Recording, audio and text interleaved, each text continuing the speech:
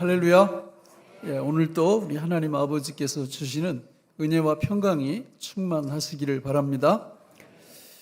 수학을 잘하는 방법이 두 가지인데요. 하나는 관련된 모든 공식을 다 외우는 것입니다.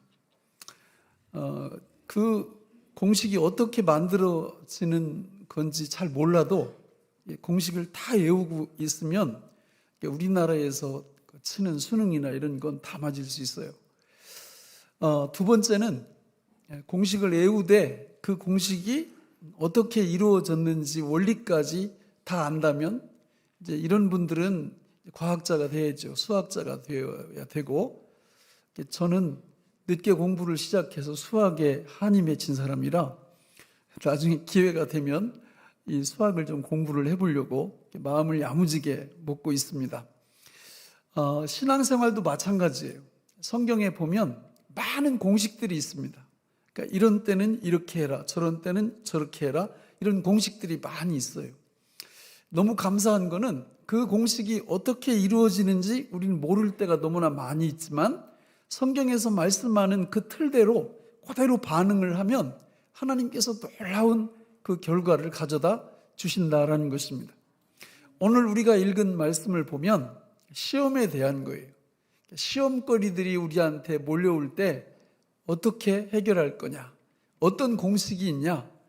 그래서 오늘 본문 2절로 4절을 읽어보시면 우리 같이 한번 읽어볼까요? 시작. 내 형제들아, 너희가 여러 가지 시험을 당하거든 온전히 기쁘게 여기라. 이는 너희 믿음의 시련이 인내를 만들어 내는 줄 너희가 알미라. 인내를 온전히 이루라. 이는 너희로 온전하고 구비하여 조금도 부족함이 없게 하려 함이라. 아멘.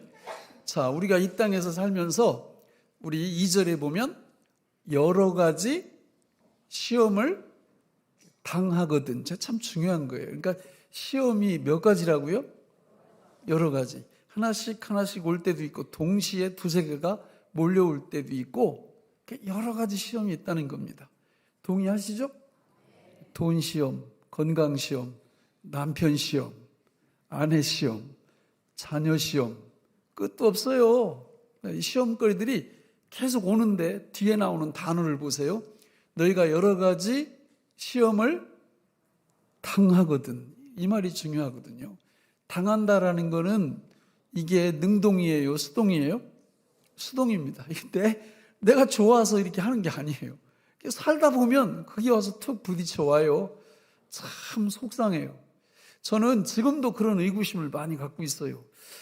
아니, 하나님이 병 주고 약 주고 이걸 좀 안 하셨으면 좋겠어요. 그러면 되잖아요. 병 안 주시고 약 안 주시면 되잖아. 그런데 신앙생활 하다 보면 하나님이 병을 주신다고.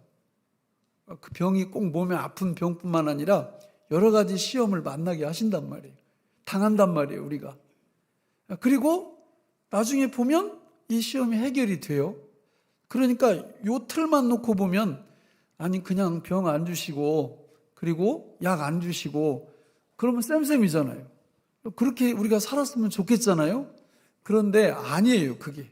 하나님이 우리한테 여러 가지 시험을 만나고 그 시험을 통과하는 과정을 통하여 이 땅에서 얻을 수 없는 그야말로 하나님의 백성들만이 누리는 그 보화, 그 보석, 그 엄청난 축복을 그 과정을 통해서 우리한테 주신다라는 것입니다. 그래서 제가 이렇게 정리를 해봤어요, 표로. 그러면 우리가 이 땅 위에서 여러 가지 시험을 만날 때 도대체 그거의 어떤 결과는 뭐고 또 어떻게 그거를 잘 겪으면서 승리할 수 있을까? 저렇게 여러분이 저 공식을 외우세요. 시험이 오면 어떻게 하라고요? 정말 환장을 노르시죠? 절대 기쁨 없어요. 우리 안에서 그냥 이런 게만 올라옵니다. 거기다 한 두세 개 시험이 와봐요. 뚜껑 열려요. 그런데 성경은 뭐라고 얘기해요? 기쁘게 여기라. 그러니까 이것만 되면 해결되는 거예요. 그러니까 시험이 왔는데 기뻐. 세상 사람들은 어떻게 이렇게 스트레스 받고 시험 문제 오고 그러면 어떻게 해결해요? 학문이 있어요. 코칭도 있고 그리고 상담도 있고 여러 가지 방법들이 있습니다. 그래서 그거를 뭐 그 원인은 어떻고 뭐 이렇게 하면서 그 나름대로 해결해 가는 방법이 있습니다. 그러면서 적극적인 사고방식도 필요하고 여러 가지로 얘기를 하는데 성경은 이게 자다가 봉창 두드리는 소리 같아요. 아니 여러 가지 시험을 만나서 죽을 노릇인데 어떻게 하라고요? 예, 기쁘게 여기라는 거예요. 기쁘게. 예, 그러면 뭐가 없어진다고요? 부족함이 없어진다. 부족함이 온전하고 구비하여 조금도 부족함이 없는 그 축복을 주신다라는 것입니다. 그러니까 관건이 뭐냐면 여러 가지 시험이 왔을 때 거두절미하고 뭐하라? 기쁘게 여기라. 자, 첫째 줄을 딱 놓고 보니까 이거 여러분 우리 힘으로 가능해요? 불가능해요? 불가능합니다. 뭐가 없어서 불가능한 거예요? 지혜가 없어서 불가능한 겁니다. 그러니까 여러 가지 시험이 왔을 때 기뻐할 수 있는 지혜가 있다면 문제가 안 돼요. 그래서 시험을 이길 지혜가 필요하다라는 이 사실을 분명히 인지를 하시고 그 지혜를 오늘 말씀에 보니까 하나님이 어떻게 할 때 주신대요? 기도할 때, 구할 때 그 지혜를 주셔서 결국은 어떻게 하고 기쁘게 여기게 하고 그리고 부족함이 없는 복을 우리에게 주시겠다라는 거예요. 오늘 이런 축복이 우리 삶 속에서 실제가 되기를 간절히 바랍니다. 야고보서는 누가 쓴 거예요? 야고보가 쓴 겁니다. 여러분 야고보라는 이름이 굉장히 많이 나와요. 이 야고보는 우리가 예수님의 12제자 중에도 야고보라는 이름을 가진 사람이 2명이에요. 세베대의 아들, 알페오의 아들 이렇게 2명이에요. 근데 이 야고보가 아니에요. 이 야고보서를 쓴 야고보는 예수님의 친동생입니다. 그러니까 예수님의 친동생이 야고보서를 쓴 거예요. 성경에서 성경을 쓴 예수님의 동생 이름이 또 한 명 있죠? 누구예요? 유다입니다. 유다는 유다서를 썼습니다. 그 유다도 가룟 유다가 아니에요. 다른 유다죠. 자, 그런데 이 예수님의 친동생인 야고보가 야고보 성경을 쓰면서 1절에서 매우 중요한 진술을 합니다. 우리 1절을 같이 한번 읽어볼까요? 시작. 하나님과 주 예수 그리스도의 종 야고보는 흩어져 있는 12지파에게 문안하노라. 자, 야고보는 편지 인사말에서 하나님과 주 예수 그리스도의 종이라 선포하고 있어요. 저 종은 노예라는 뜻이에요. 노예. 여러분 같으면, 저 같으면 누구한테 편지를 쓰는데 내가 지금 예수님의 친동생이에요. 그러면 어떻게 쓰는 게 더 권위 있어 보여요? 당연하죠. 내 자신의 신분을 밝힐 때 우리 그러잖아요. 명함 주고받고 이렇게 얘기하다 보면 그 누가 나하고 어떤 관계 있어요. 이렇게 다 얘기하잖아요. 내 신뢰도를 높이려고. 그러면 야고보도 자기 신뢰도와 어떤 권위를 높이려면 내가 누구냐면 예수 그리스도의 친 동생이야. 이렇게 썼겠지. 그런데 그게 아니에요. 아니고 하나님과 주 예수 그리스도의 종, 노예라는 거예요. 놀라운 표현이죠. 여러분, 이 야고보는 성령이 이 땅에 오시기 전에, 다시 말하면 예수님이 죽으셔서 부활하시기 전까지도 예수님을 믿었어요? 안 믿었어요? 안 믿었습니다. 죽을 무렵, 예수님 십자가에 못 박히실 무렵에 예수님의 동생들이 계속 예수님께 이렇게 얘기합니다. 형이 하나님이야? 형이 하나님이면 왜 이 갈릴리 촌구석에서 썩어? 서울로 가. 예루살렘으로 가라고. 거기 가서 형을 드러내, 나타내. 이렇게 말할 정도로 형을 신뢰하지 않았어요. 형이 뭐 죽은 자도 살리고 이적도 행하고 이런 거 다 알죠. 들어서. 그러나 그분이, 예수님이 하나님이심을, 천지를 창조하시고 지금 옆에 있는 자기 자신들을 지으신 창조주라는 사실을 알았어요? 몰랐어요? 몰랐다는 거예요. 그러다가 성령이 이 땅에 오시면서 예수 그리스도에 대한 눈이, 시야가 열린 거예요. 와, 우리 육체의 형이기도 한 예수님이 나를 지으신 전능하신 창조주였구나. 오늘 내가 있는 것은 저분의 은혜고, 내 심장이 뛰는 것은 저분의 은혜고, 나는 저분의 종, 노예, 아니 그보다 더한 자리도 내가 들어갈 수 있다. 이런 마음으로 이 편지를 쓰고 있는 겁니다. 사랑하는 성도 여러분, 이 세상의 철학은요, 가장 중요하게 다루는 주제가 뭐냐면 인생이 무엇인가, 나는 누구인가, 나는 어디에서 와서 어디로 가는가, 이런 걸 다뤄요. 세계적인 유수한 석학들이 다 그걸 연구해요. 인생이 무엇인가, 어디서 왔는가, 그리고 결론을 내립니다. 결론은 뭐예요? I don't know. 모른다는 거예요. 아니, 모르는 학문을 평생, 아니 왜 그걸 그렇게 연구하는 거예요? 모를 수밖에 없어요. 여러분, 성경에 보면 하나님께서 뭐라고 말씀하시냐면 너는 내가 누군지 알아야 된다. 너는 어디서 왔고 어디로 가는지 알아야 된다. 이런 말 별로 없어요. 오히려 어떻게 말씀하십니까? 마태복음 16장 이하에 딱 보면 예수님이 제자들 모아놓고 얘들아, 너희는 나를 누구라 하느냐. 바로 이거예요.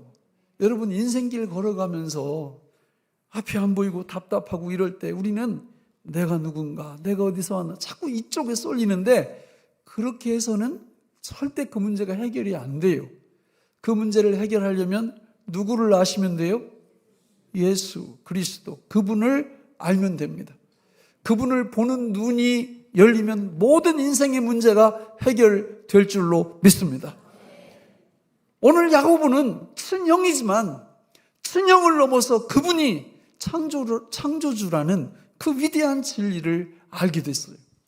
사랑하는 성도 여러분, 여러분에게 예수 그리스도는 누구십니까? 이 시간 스스로 답해 보세요. 정말 예수 그리스도 그 한 분으로 여러분 만족할 수 있습니까?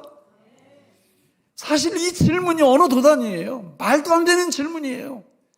예수 그리스도 한 분으로 만족하는 게 아니라 그분이 나누어 주시는 눈꽃만큼의 은혜만 있어도 우리는 만족할 수 있는 사람들이에요.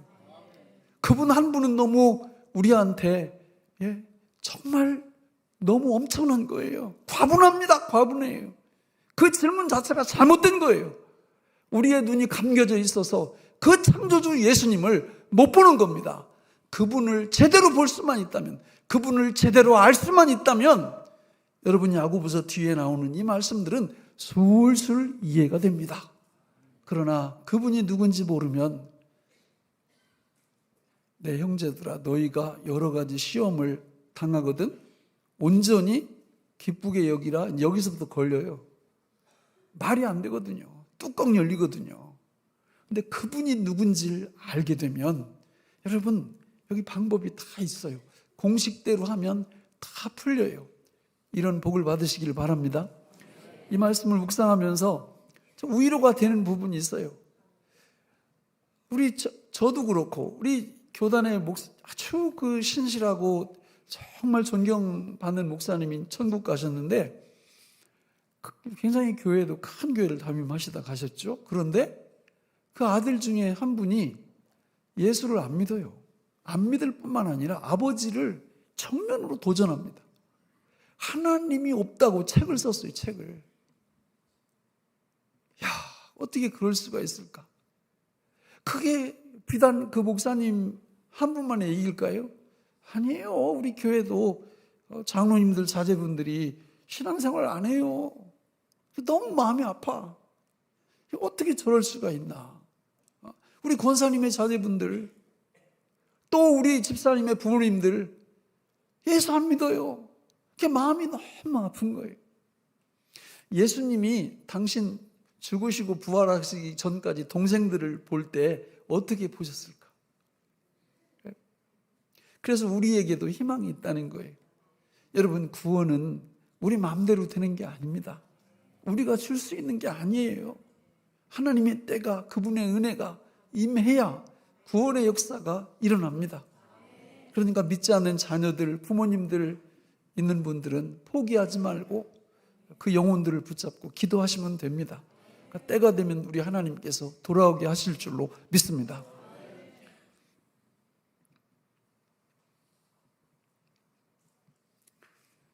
오늘 1절 야고보서 1장 우리 4절을 다시 한번 같이 한번 읽어볼까요? 4절 시작.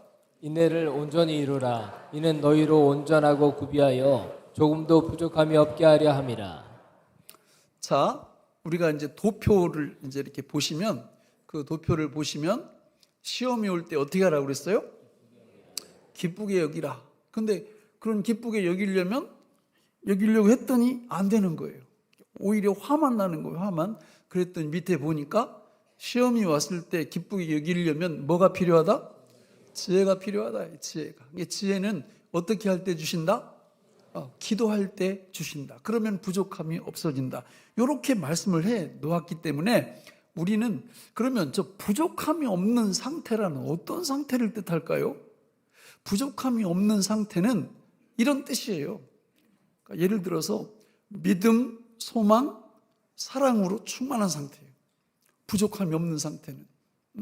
또 항상 기뻐하고 쉬지 말고 기도하고 범사에 감사하는 상태입니다. 그런 상태가 딱 된다는 거예요. 시험을 통해서 기뻐하고 기도하면 하나님이 지혜 주셔서 나중에 잘 인내하면 이런 아름다운 열매가 맺혀진다는 거죠. 뿐만 아니라 영혼이 잘 되고 범사가 잘 되고 강건케 되어지는 그 상태로 간다는 거예요. 마태복음에서 우리 예수님은 수고하고 무거운 짐진 자들아 다 내게로 오면 내가 뭘 주리라? 쉼을 주리라. 그 상태라는 거예요. 요한복음에서 우리 주님이 7장에서 누구든지 목마르거든 내게로 와서 마시라. 나를 믿는 자는 성경에 이른 것 같이 그 배에서 생수의 강이 흘러나리라. 이렇게 그 생수의 강이 흘러넘치는 그 상태를 얘기하는 거예요. 요한복음 16장에 보면 14장에 보면 우리 주님이 우리한테 평강을 주신다고 말씀해요. 그 평강으로 가득 찬 상태를 지금 말씀하고 있는 거예요. 그러니까 이런 상태가 딱 될 때 요게 천국 백성들이고 이런 축복을 누릴 때 이게 천국의 삶이 되는 것입니다. 그러니까 이렇게 하려면 가장 중요한 건 기쁘게 여기는 건데 이게 안 되니까 지혜가 필요한데 그럼 지혜가 뭐냐는 거예요. 지혜를 달라고 여러분들이 기도하셔야 될 거 아니에요. 그죠? 지혜가 뭡니까? 고린도전서 1장 30절에 보니까 우리는 너희는 하나님께로부터 나서 그리스도 예수 안에 있고 예수는 하나님께로부터 나와서 우리에게 지혜와 의로움과 거룩함과 구원함이 되셨다. 누가 지혜예요? 예수님이에요. 예수님. 그러니까 예수님 구하라는 거예요. 근데 예수님 달라고 구하다 보니까 구체적으로 그분이 누구시고 그분이 어떤 일을 행하셨는지 그걸 깨달아 알게 해달라는 거예요. 그래서 그걸 쭉 정리를 해보니까 참된 지혜가 뭐냐? 3번과 3동이 참된 지혜입니다. 3번과 3동이 지혜예요. 이거 있으면 어떤 시험이 와도 기뻐할 수 있어요. 3번은 나는 할 수 없다. 그러나 내 안에 계시는 주님이 다 하신다. 뭘 통해서? 3동을 통해서 그분이 내 안에 내주하시면서 동거해 주시고 동행해 주시고 동역해 주심으로 나와 함께 다 하신다. 이게 뭐라고요? 지혜.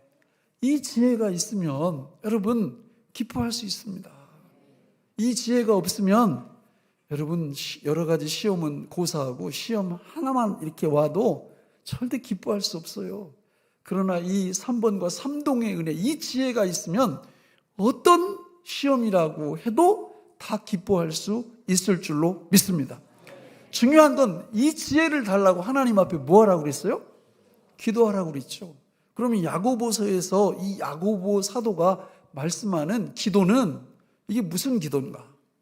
저 뒤에 가보면 나와요. 그 기도가 어떤 기도인지 우리 한번 찾아보겠습니다. 야고보서 5장 17절로 18절 같이 읽어보겠습니다.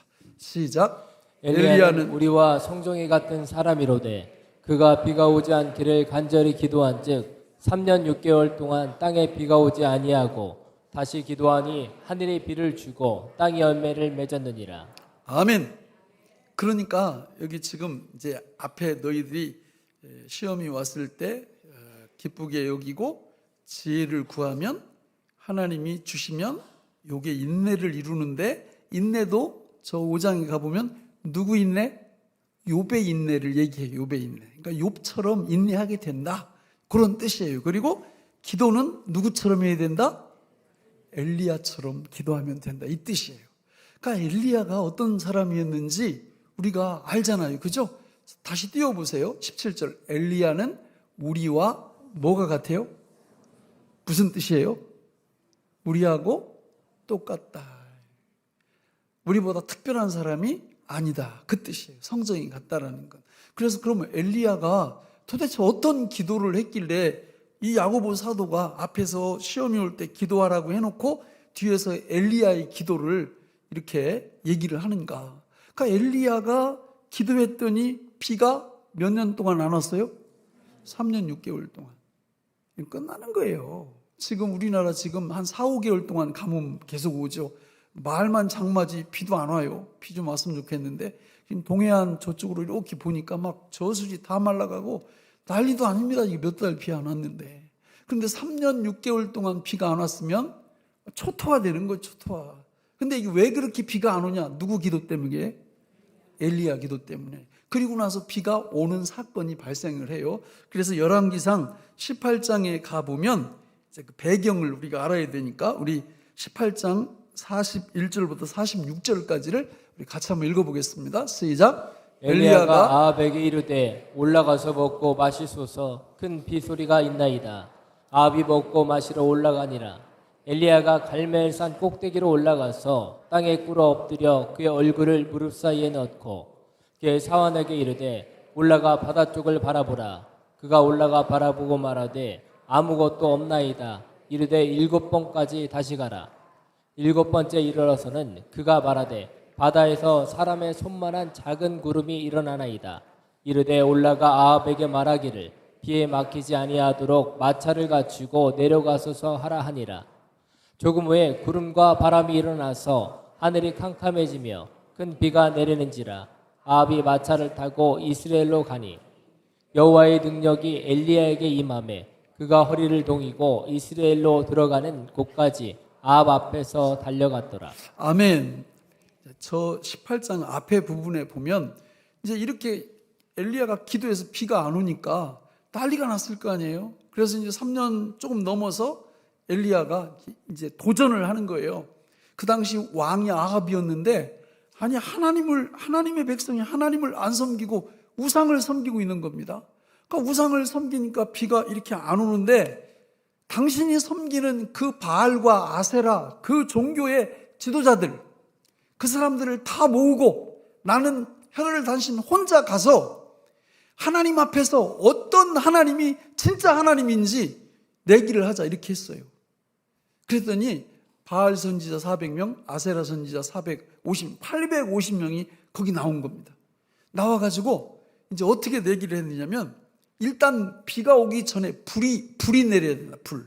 그러니까 제단에다가 제물을 잡아놓고 기도하면, 만약에 바알과 아세라가 하나님이라면 바알과 아세라가 거기 불을 내려주실 거고, 나는 여호와 하나님을 섬기니까 여호와 하나님이면 여호와 하나님이 불을 내려주실 거다, 이렇게 얘기를 한 거예요. 그리고 숫자가 당신들이 많으니까 당신들을 먼저 기도해서 바알과 아세라가 불을 내리도록 하게 해달라. 그랬더니 이제 그 사람들이 막 구슬을 하고 춤을 추고 난리를 치는데 불이 내려요, 안 내려요? 안 내리는 거예요. 막 그러니까 칼 가지고 자기들 몸을 막 상하면서 피가 막 나오도록 하면서 기도해도 불이 와요, 안 와요? 불이 안 옵니다. 그러니까 이제 거의 한나절쯤 했는데도 안 오니까 이제 농담하죠. 엘리야가 바알과 아세라가 주무시나 봐. 그리고 아니면 화장실 갔나 봐. 이렇게 이제 비아냥거리면서 내가 하겠다. 그리고는 하나님 앞에 기도하니까 어떻게 해요? 하늘에서 불이 내려서 그 모든 재물과 그 옆에 있던 물까지 다 핥았다, 이렇게 성경에 기록되어 있거든요. 그랬더니 백성들이 그제서야 누가 하나님이시다? 여호와, 그분이 하나님이시다, 이렇게 하면서 엘리야가 어떻게 합니까? 저 850명 다 죽이라고. 그래가지고 그냥 그날 850명이 다 죽임을 당합니다. 그 다음에 이제 뭘 내려야 돼요? 이제 비를 내려야 되는데, 비를 내리는 그 장면이 아까 우리가 읽은 그 장면이에요. 거기 우리 42절을 다시 한번 읽어볼까요? 42절 같이 읽어보겠습니다. 시작. 아합이 먹고 마시러 올라가니라. 엘리야가 갈멜산 꼭대기로 올라가서 땅에 꿇어 엎드려 그의 얼굴을 무릎 사이에 넣고. 네. 자, 엘리야의 기도는 비가 오도록 기도를 하는데 저렇게 기도한 겁니다. 그러니까 우리도 하나님 앞에서 여러 가지 시험이 오면 저렇게 기도하라는 거예요. 어떻게 기도했어요? 먼저 무릎을 꿇고 자기 무릎 사이에 뭘 집어넣어요? 머리를, 얼굴을 딱 집어넣는 거예요. 자, 이 시간 다 자리에서 일어나셔서 옆으로 나오셔가지고 저대로 한번 해보시는 거예요. 예? 저걸 몇 번을 했다고요? 7번, 7번. 7이라는 건 이게 완전수요. 완전수라고. 인디언들이 기우제를 지내면 반드시 비가 옵니다. 왜 비가 와요? 비 올 때까지 하니까. 비 올 때까지. 그러니까 이게 7번 저런 자세로 기도했다라는 것은 하나님 앞에서, 여러분, 우리가요, 하나님 앞에 기도할 때, 제가 그래요. 우리 교인들 뭐 문제가 있고 그러면 같이 기도하시죠. 그러면 이렇게 대답을 해요. 두 부류로. 한 분은 네, 알겠습니다. 기도하죠. 또 한 분은 이렇게 기도는 하지요. 이렇게. 그럼 나는 그 뉘앙스가 뭐예요? 기도는 하지요. 기도해도 안 들어주더라고요. 그러니까 이런 그 뉘앙스가 들어있는 거예요. 그러니까 그 마음이 잘못됐어요. 엘리야처럼 기도하셔야 돼요. 무릎 꿇고 사이에 얼굴을 파묻는, 그야말로 간이 저리도록 간절한, 하나님이 응답 안 하시면 나 죽습니다. 하나님만이 나의 소망입니다. 이거를 지금 오늘 본문 야고보서 1장 5절로 8절에 보면 그런 기도를, 무슨 기도? 믿음이 있는 기도, 의심하지 않는 기도로 얘기하는 거예요. 우리가 하나님 앞에서 기도한다고 할 때 많은 분들이 기도 안 해요. 기도 안 해. 여러 가지 시험이 와도 그냥 능력이 있어서 그런가? 그냥 웃으면서 기뻐하면서 그냥 막 가요. 할렐루야. 이거 괜찮은 거예요. 그렇게 가면. 그러나 그 문제가 정말 그 시험이 해결되기를 원한다면 이렇게 하셔야죠. 누구처럼요? 엘리야처럼 무릎 사이에 얼굴을 파묻고 배수의 진을 치고 하나님의 도우심이 없이는 이 시험을 내 힘으로 뚫고 나갈 수가 없습니다. 하나님 도와주십시오. 이렇게 기도할 때 하나님이 가만히 있지 않는다는 거예요. 이게 믿음의 기도예요. 그러니까 이렇게 기도 안 하면, 그러니까 이런 배수의 진을 치지 않는 그런 마음으로 그냥 지나가는 기도, 하나님 아시죠? 이 정도 갖고는 시험이나 문제 이런 게 찾아왔을 때 우리가 기쁘게 여기지 못한다는 겁니다.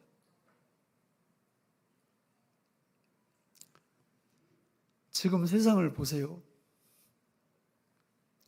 얼마 전에 유명한 이렇게 저널리스트가 이렇게 우리 텔레비에 이렇게 나와가지고 얘기를 하는데 기독교를 미신이라고 그러더라고요. 기독교가 미신이래요. 그 영향력 있는 사람이. 그래서 그러면 이 다음에는 저 사람들이 무슨 얘기를 할까? 어떤 행동이 나올 것 같아요? 기독교를 미신으로 보면 미신은 타파해야 될 대상이 됩니다. 그래서 예수 믿는 우리가 고난과 박해를 받을 가능성도 많아요. 앞으로 이 나라에서. 뿐만 아니라 지금 기후를 보세요. 기후. 기상학자들이 그러더라고요. 올여름이 가장 시원한 여름이라고. 그 얘기는 무슨 뜻이에요? 앞으로 점점 더 심해진다는 거예요. 이건 이상한 일이 아니에요. 요한계시록에 보면 다 나와 있어요. 예수님 재림하실 무렵이 되면 예수 믿는 하나님의 백성들이 많은 어려움을 겪게 돼 있어요. 신앙을 잘 지켜내려면. 그러려면 이 말씀이 필요한 거예요. 우리가 여러 가지 시험이 다가올 때 그 시험을 온전히 기쁘게 여길 수 있는 지혜가 있어야 돼요. 그 지혜는 3번과 3동이고 이걸 붙잡고 무릎 사이에 얼굴을 파묻고 하나님 앞에 배수의 진을 치고 하나님 살려달라고, 이 문제를 해결해달라고 기도할 줄 아는 하나님의 백성들이 되셔야 됩니다. 그렇지 않으면 배교해요. 다 떠납니다. 그러니까 이렇게 좋은 환경 속에서도 예배드리러 안 오잖아요, 사람들이. 그런데 그런 어려움이 찾아오면 버티겠어요? 못 버팁니다. 여러분, 이 말씀으로 무장하게 되면 어떤 환경이 우리한테 찾아온다 할지라도 전혀 문제될 게 없습니다. 말씀을 맺겠습니다. 여러분, 우리 삶 속에서 여러 가지 시험들은 내가 선택하는 게 아니에요. 당하는 거예요. 당하는 거. 내가 잘못해서 오는 게 아닙니다.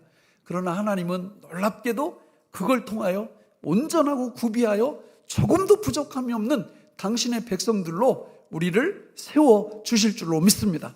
그래서 이런 과정을 통하여 우리의 믿음이 형식적인 믿음에서, 이론적인 믿음에서 실제적 역사하는 능력의 믿음으로, 믿음의 사람으로 우리를 세우시고 축복해 주실 줄로 믿습니다. 기도하겠습니다. 하나님 아버지, 오늘 우리에게 주신 이 말씀이 생명의 양식이 되게 하여 주옵소서. 예수님의 이름으로 간절히 기도하옵나이다. 아멘.